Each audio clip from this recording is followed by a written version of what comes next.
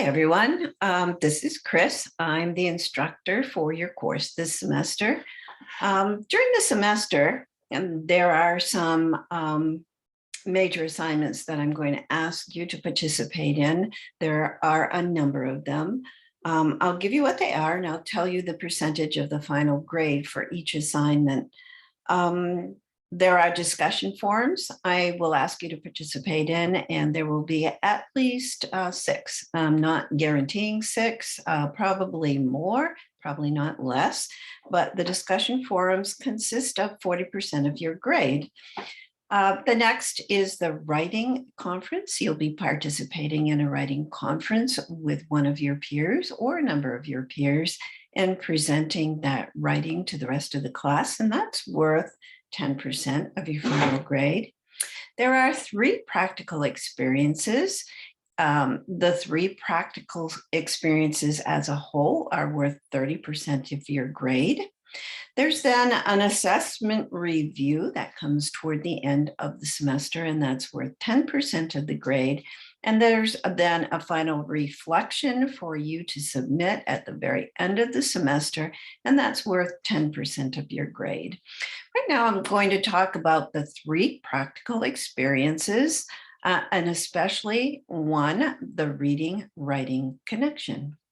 So the 3 practical experiences are included in this course for you to get experience through the internet or through your own experiences working with students in a practical way. Reading and writing go hand in hand, and that's what this assignment is going to help you remember or see or learn something new from. So here is a little bit more about exploring the reading and writing connection. Again, reading and writing go hand in hand. I'm going to move us to what you're going to see when you take a look at your syllabus or through Brightspace. Here's exploring the reading and writing connection. Again, you'll find it under the heading 3 practical experiences. It's due at the end of week 4, so you have a little time to think about this. And the reading and writing connection involves activities or strategies that you can use. And I'm going to show you the chart right here. Here's an example of some of them. During the reading and writing experience, I'm going to ask you to think about the pre-reading part of a reading-writing assignment. I'm going to ask you to think about what students are doing during their reading and that what they're doing after they read. So these strategies or activities have to do with pre-reading, during reading, and post-reading. And these are examples of some that you probably are familiar with already. Quick Writes is a fantastic pre-reading strategy. Do you have students, you give them a prompt perhaps and have them write down in maybe 2 minutes something to do with that prompt. It's called a pre-reading or pre-writing activity. For an example, during reading, you might ask them to be reading using sticky notes. And again, there might be a prompt. You might ask them to look for certain things and write those things down on a sticky note. And then during post-reading, there are all kinds of strategies and activities to use during a post-reading activity. For instance, a Venn diagram where they create their own Venn diagram to show you what they understand about the reading that they just completed. So these are the directions for exploring the reading-writing connection. You're going to explore activities, as I said, in which students engage in writing reading and writing, but it's going to have to be predominantly writing that's going to support the reading. So during the pre-writing reading stage, or during the reading writing stage, or during the post reading writing stage. What I'm going to ask you to do is use the internet or educational journals to research classroom practices or instructional strategies that help students use writing as a means to help them with their reading, as I already said. So I'm going to ask you to find at least 2 writing strategies for each of the stages that I just explained. 2 for pre-reading, 2 for during reading, and 2 for post reading. Again, there are examples listed right here. There are so many more. Just do an internet search and you'll find tons. So what I'd like you to do is briefly outline each strategy in this following way. List the strategy and describe what it is and how it's going to be used in the grade level of your choice. Yes, important. Pick a grade level of your choice. Focus on one grade level. Easier to do than a grade span. Just try one grade level. Make sure for each that you choose, each strategy, make sure to explain both the student's role within that activity or strategy and then the teacher's role, and provide as many examples whenever it's possible.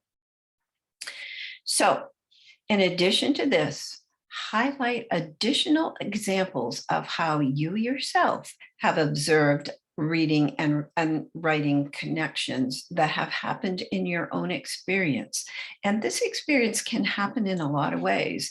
They can happen for you as you're recalling when you were in school, you saw this, or you're a teacher, you're an ed tech, and you're in the school and you see this.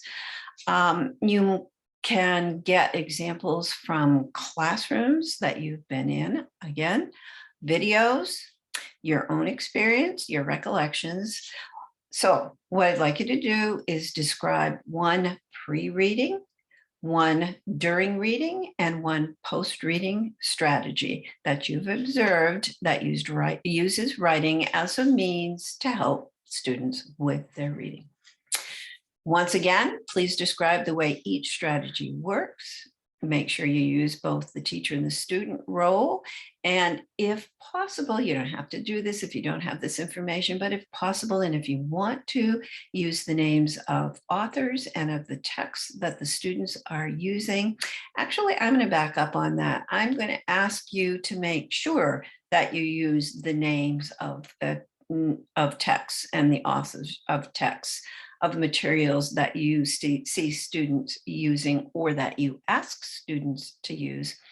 And if you have any written samples at all, that will certainly add to the whole paper. Again, this is a formal paper. And I want you to make sure you understand that when you present this, it's going to be presented to me in a very formal way.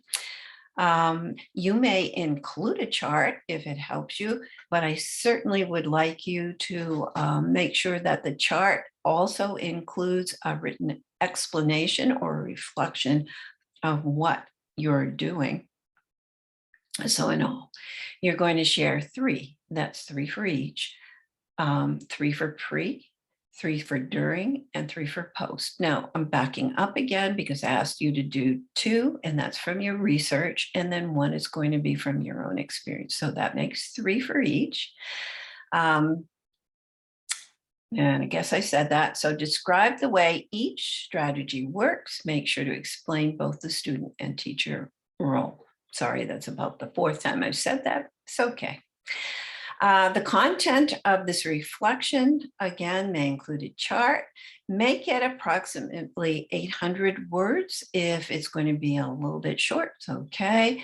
A little bit more, okay, too, but try to stick within, oh, I don't know, 800 words. I think you can do that probably. It's a formal paper in APA format. And this is what I look for in APA format.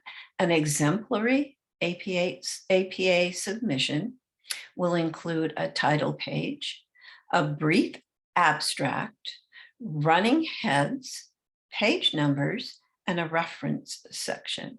Now, if you're concerned that you've done all this, you've written it all up, and your paper is has too many words, take a look at the content. It's the content I'm looking at that I'd like you to keep around 800 words. So if the entire paper is more than that, that's an okay.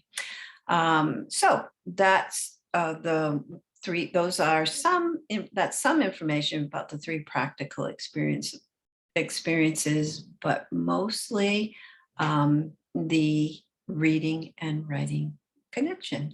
And again, it's due at the end of week 4. So good luck on that.